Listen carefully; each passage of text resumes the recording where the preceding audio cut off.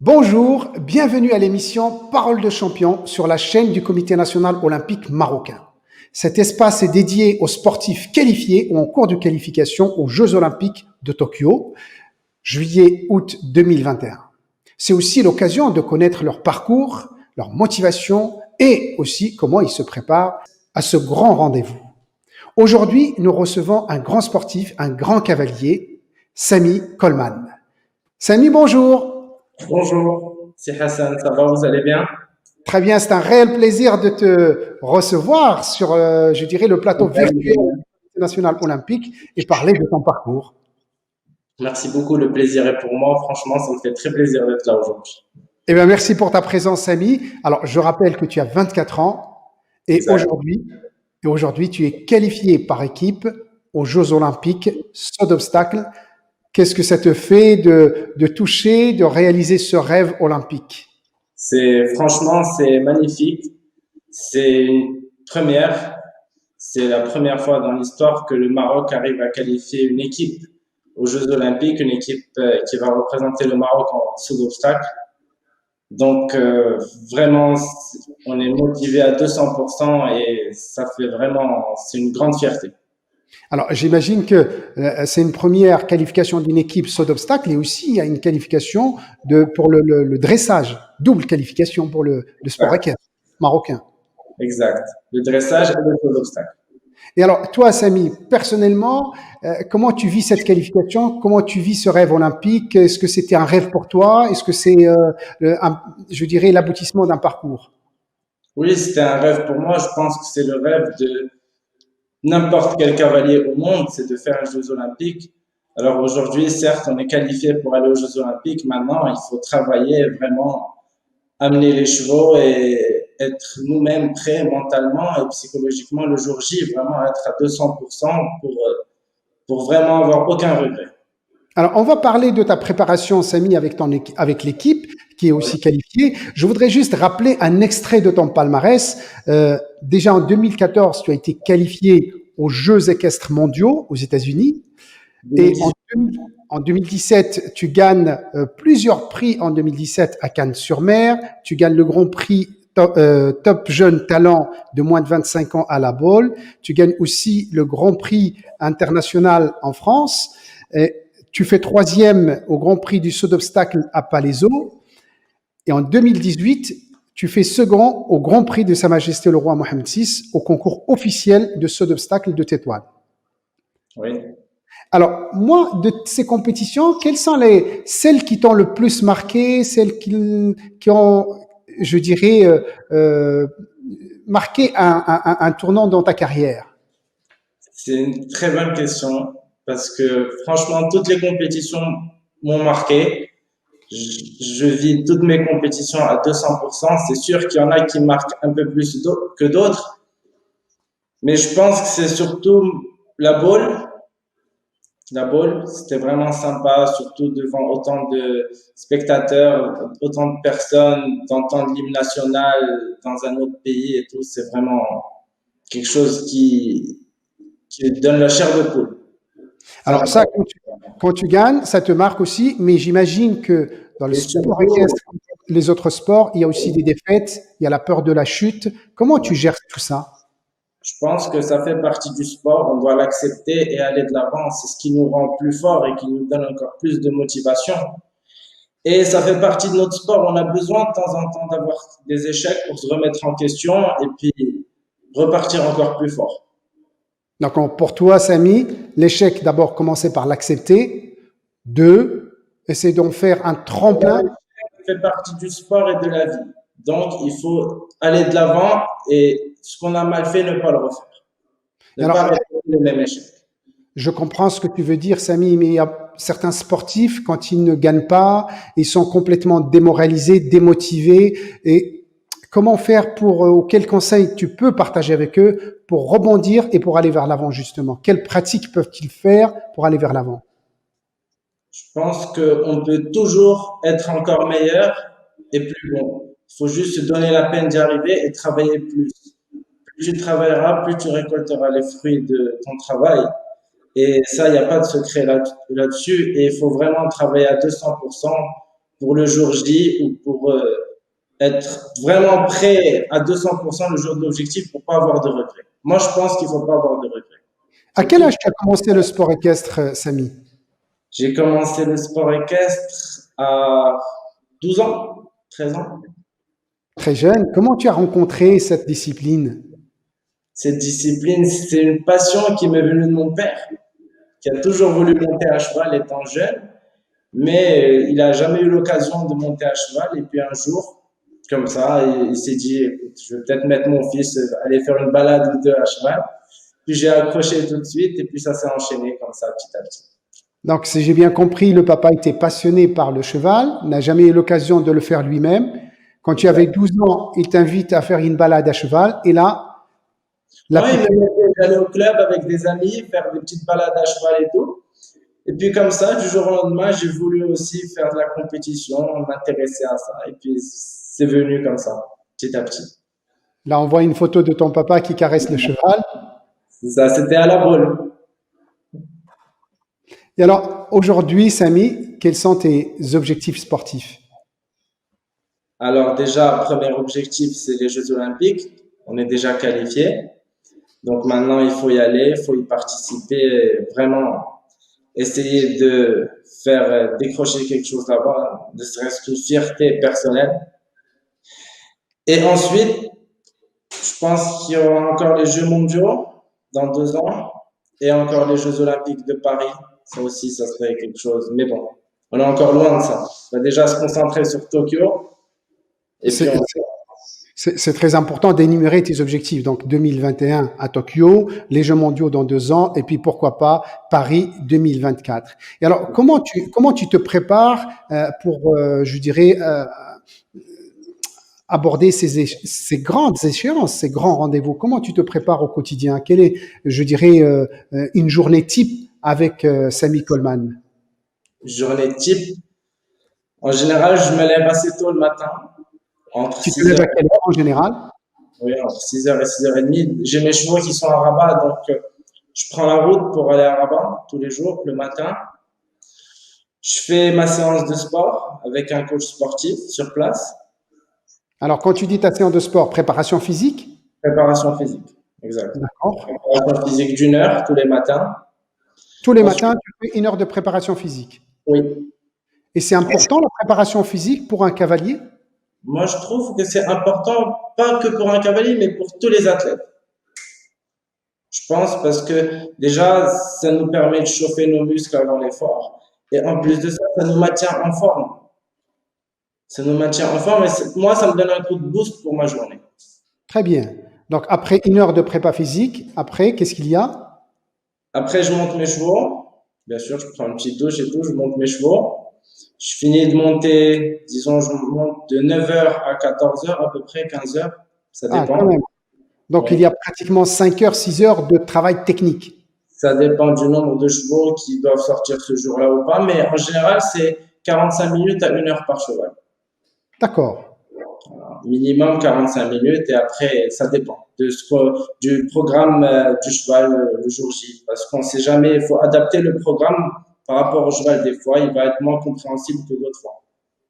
Et le cheval est un être vivant aussi. J'imagine qu'il y a une relation à Il y a établir une avec. relation à avoir, c'est ça. Faut pas être dans le conflit tout le temps. D'accord. Et comment tu fais pour établir cette relation avec le cheval, Samy? Moi, j'ai une très bonne relation avec mes chevaux. Je suis très proche de mes chevaux. Je passe beaucoup de temps avec eux. Je vais les balader. Je suis proche d'eux. J'aime bien jouer avec eux, m'amuser avec eux. J'ai une bonne relation. Pour moi, c'est mes amis. D'accord. Donc, on crée vraiment une bonne relation. Tu, Déjà, tu crées une complicité, avant même de monter dessus. tu crées une complicité avec le cheval, avec ton cheval. Exact. On crée D'accord. une complicité. Je vais l'amener manger. Je vais l'amener balader. Je vais jamais l'engueuler. Je vais toujours laisser mon groom l'engueuler parce que voilà. D'accord. Mais c'est On est important, des deux, en fait. C'est comme, c'est important, Samy, tu parles tu évites le conflit avec le cheval. parce que pour moi, je pars du principe où si le cheval est heureux, il va vouloir bien sauter, il va vouloir bien faire. Mais il faut qu'il soit heureux dans sa tête. C'est dans le mental, avant tout. Si En un cheval parlant, est pas heureux et qu'il veut pas bien faire, moi, je pense que je peux pas gagner à ce jeu-là. Donc, je c'est très crée mon important ce que jeu. tu dis. Je suis strict. C'est vrai que quand je vais me mettre dessus, si je demande quelque chose, je vais le demander, même si je dois le demander plusieurs fois, mais je vais le demander jusqu'à ce que j'obtienne ce que je veux. Mhm. Mais ça va jamais être dans le conflit et dans la bagarre. Tout le temps dans la décontraction. D'accord. Et c'est important ce que tu as dit. Tu as dit, c'est bien que mentalement, le cheval soit bien. Est-ce que toi, Samy, en tant que cavalier sportif de haut niveau, est-ce que tu fais aussi cette préparation ou cet entraînement mental? Moi, j'essaie de mettre un peu mes chevaux dans le même confort dans lequel je suis. Moi, je me prends jamais la tête. J'aime bien être bien good vibes. Ok, pour moi, je suis toujours heureux, toujours en train de rigoler avec mes amis. Je passe du bon temps avec tout le monde. Et pour moi, c'est très important parce que tout ce qui est problème, stress, c'est secondaire. Et c'est des trucs qui font que pénaliser nos performances sportives et c'est de la mauvaise énergie. D'accord. Concrètement, Samy, excuse-moi, c'est important ce que tu dis. Tu dis, tu crées autour de toi un environnement où il y a moins de stress, un environnement agréable, un environnement de bien-être pour que tu sois bien dans ton sport et tu sois bien avec ton cheval. Mais j'imagine quand tu viens, par exemple, de Casa à Rabat, imaginons tu es bloqué dans les bouchons, imaginons que tu arrives en retard, imaginons que tu arrives et que le cheval n'est pas prêt, bah, ce sont quand même des éléments qui participent à un environnement stressant. Comment toi tu gères tout ça? Bien sûr, mais moi, je suis quelqu'un de, j'aime bien que tout soit bien organisé. Alors, c'est pour ça que je m'organise toujours bien à l'avance. Si je dois aller le matin, je prends la route, je sors chez moi au plus tard à 6h30 parce que je sais qu'il n'y a pas de bouchon et je sais qu'à 7h30, je suis à Rabat, j'ai aucun bouchon. J'ai pas de problème là-dessus. Je préviens toujours mon groom que je viens monter le lendemain à telle heure ou à telle heure. Je sais déjà les chevaux que je vais monter, le matériel qui va être utilisé pour chaque cheval. Vraiment, tout est bien organisé pour pas, justement, pas perdre de temps pour des futilités comme ça à gauche à droite. Donc, ce qu'on appelle de l'anticipation. Tu anticipes beaucoup pour organiser et pour Tout à fait. avoir moins d'énergie négative à Exact. dépenser. Très bien. Exact. Et alors, je reviens quand même, Samy, sur la question de la préparation mentale. En tant que sportif de haut niveau, de cavalier de haut niveau, est-ce que tu fais de l'entraînement mental? L'entraînement mental spécifiquement, non, mais je pense que tous les jours, on fait de l'entraînement mental. Par D'accord. rapport à tout ce qu'on voit tous les jours, à toutes les personnes qu'on rencontre, tout ce qu'on peut voir, pour moi, c'est de la préparation mentale. Après, il faut savoir faire le tri. D'accord. Mais est-ce que parallèlement à ça, tu fais de la visualisation mentale, tu fais de la respiration, tu fais de la sophrologie, enfin, ces techniques-là qui aident les sportifs à être apaisés et à performer? Non. Non, parce que moi, je pense qu'on est, dans notre sport, on est quand même deux. Donc, le cheval joue un rôle très important. Donc, je pense, je me concentre plus sur le mental du cheval que sur mon propre mental. D'accord. Alors, J'ai oui, déjà fait des coachs mentaux, mais je pratique pas régulièrement. Mais ça m'est arrivé à l'occasion. d'accord. Donc, tu t'inspires de la préparation mentale, mais pour toi, c'est ton entourage, c'est tout C'est ce que ça. tu fais pour éliminer le stress qui te permet d'être dans une bonne relation avec ton cheval. Et tu t'occupes aussi du mental et du bien-être de ton cheval. Primordialement.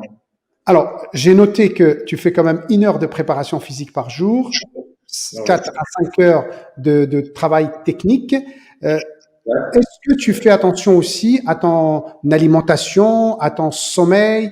Est-ce que tu manges tout ce que tu veux ou tu fais attention à ce que tu manges? Est-ce que tu es suivi par un médecin nutritionniste? Je suis pas suivi par un médecin nutritionniste, mais je fais attention à ce que je mange. Je fais 2 repas par jour en moyenne. Mais après, je fais du sport. Je fais 1 heure de préparation physique le matin. Je fais 2 heures de sport l'après-midi. Donc, des fois, je peux me permettre, si je veux manger un McDo ou quelque chose, disons que je me gêne pas. D'accord. Enfin, tu as une alimentation équilibrée, mais Et en concours, j'ai une autre, par exemple, en concours, j'ai un autre type d'alimentation. Là, je fais plus attention. Vraiment, je prends pas de féculents, pas de sucre lent, des trucs pour rester vraiment à 100%. Très bien. Et qu'en est-il de ton sommeil? Comme tu te lèves, enfin, tu démarres ta journée à 6h30, j'imagine que tu dois avoir un sommeil de qualité et un sommeil en quantité aussi. Oui, je dois dormir vers 22 heures la plupart du temps. 22 heures, 22h30. Mais je rentre assez tôt à la maison. Après mon sport, à 21 heures, je suis déjà dans mon lit, douché, nickel. Alors, est-ce que tu as un rituel, une routine pour avoir un sommeil de qualité? Hmm, Pas de routine, mais je pense que quand je me mets dans ma bulle de travail et que je me mets dans ma bulle vraiment de tous les matins de mon programme et que j'ai tout ficelé, c'est automatique. Quand je rentre à la maison, que je me douche, que je me mets dans mon lit, ça y est, le sommeil m'emporte tout de suite. Alors, Samy, tu as 24 ans, je le rappelle, tu fais partie de la génération jeune qui utilise beaucoup, je dirais, les réseaux sociaux, qui sont la génération connectée, et on dit que la connexion tard le soir est très mauvaise pour le sommeil, pour avoir un sommeil de qualité. Est-ce que toi, par exemple, tu fais attention à ces choses-là et que tu évites les écrans bleus à partir d'un certain moment ou une certaine heure? Oui, c'est vrai qu'on est toujours sur, pardon, c'est vrai qu'on est toujours sur Instagram, Facebook, les réseaux sociaux à gauche, à droite parce qu'on a grandi là-dedans, c'est notre génération et tout, mais des fois, je vais y être souvent la journée, mais c'est vrai que quand je rentre chez moi, je vais plus me déconnecter, je vais plus poser mes téléphones, les mettre à la charge, mettre ma petite série à la télé.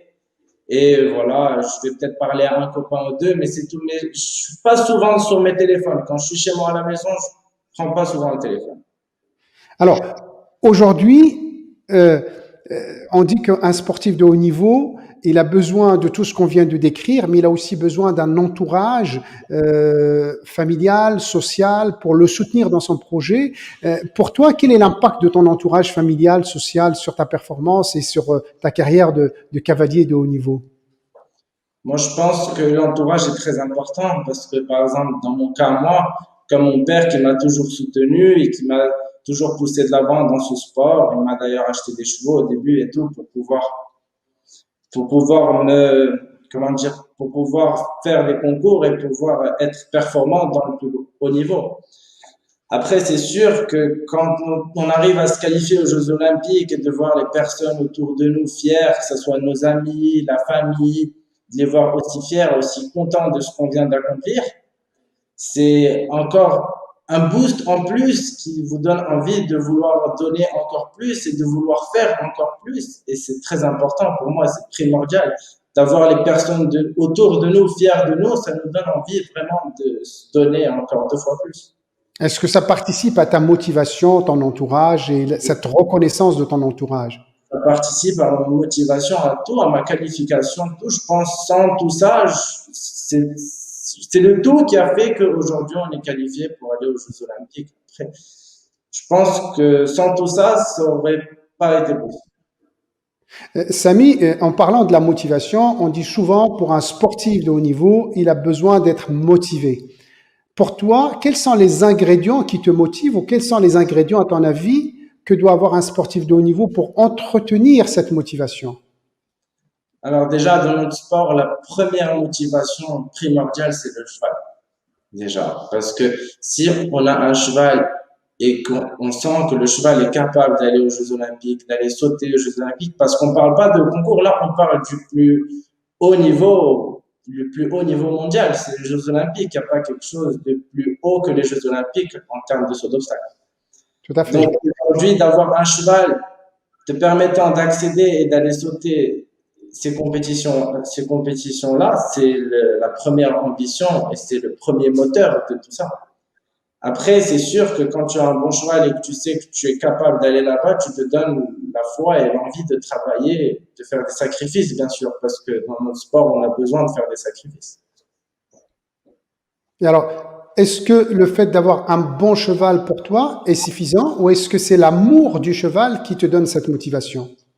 Alors, d'avoir un bon cheval, c'est important, mais c'est surtout de créer le couple, la complicité avec le cheval. C'est ça le plus important. Si on arrive à créer ces petites flammes, ce petit truc avec le cheval, il va, et de sentir en piste que ce cheval veut tout donner, veut tout faire pour vous, ça c'est le comble. Et d'atteindre ce petit truc-là avec sa monture, c'est vraiment le plus beau truc qui puisse arriver à un cavalier. Alors, tu as parlé du cheval, de la relation avec le cheval, pour que toi, je dirais que tu alimentes ta motivation. Il y a d'autres qui disent que ben, c'est l'argent qui donne la motivation. Qu'est-ce que tu en penses? Gagner de l'argent donne la Je motivation. pense aujourd'hui d'aller aux Jeux Olympiques, ça vaut bien plus que de l'argent. Après, c'est vraiment l'objectif de tout cavalier confondu. Vraiment, c'est ce que n'importe quel cavalier au monde rêverait d'aller sauter, c'est les Jeux Olympiques. Après, l'argent, c'est une motivation qui vient en plus, mais que ça soit une motivation première, je pense pas. En tout cas, pas pour moi. Pour toi, c'est le rêve olympique, c'est l'amour du cheval, Quelque chose la de plus compétition avec le de- cheval. Tout un pays, c'est le drapeau marocain, c'est tout un pays derrière vous, c'est un rêve pour tout le monde. C'est vraiment quelque chose. En tout cas, c'est tout le mal qu'on te souhaite pour cette belle aventure et pour ce beau Merci beaucoup. challenge qu'est les Jeux Olympiques de Tokyo. Alors, Samy, pour conclure, le public qui te regarde, peut-être des cavaliers en herbe, peut-être des sportifs de haut niveau qui te regardent aussi, quel message tu as envie de partager avec eux? Quel conseil tu as envie de partager avec eux? Quel conseil? Alors, honnêtement, je pense que dans ce sport, il y aura toujours des hauts et des bas. Et c'est un sport, tu peux être numéro un mondial et un mois plus tard, tu peux redescendre tout en bas de l'échelle. Notre sport est comme ça. Les chevaux font partie et contribuent en très grande partie à notre succès. Moi, je pense qu'il faut juste continuer de travailler et de se fixer des objectifs et de se donner la peine d'y arriver. Parce que si on se donne la peine d'arriver à quelque chose et qu'on a des objectifs et des buts dans la vie, je pense que personne ne peut nous les enlever. C'est une très belle conclusion, se fixer des objectifs et se donner la peine d'arriver en travaillant et encore en travaillant. Samy Coleman, je te remercie infiniment pour ta présence avec nous, pour ce partage de ton parcours et de ton ressenti. Et on te suivra de près, on t'accompagnera de près pour que tu puisses vivre Merci. pleinement et avec beaucoup de plaisir ces prochains Jeux Olympiques à Tokyo, juillet-août 2021, Inch'Allah. Merci. Merci, merci Samy Coleman, merci beaucoup. Merci. Merci pour votre présence. À très bientôt pour de nouveaux parcours et merci pour votre fidélité. À bientôt.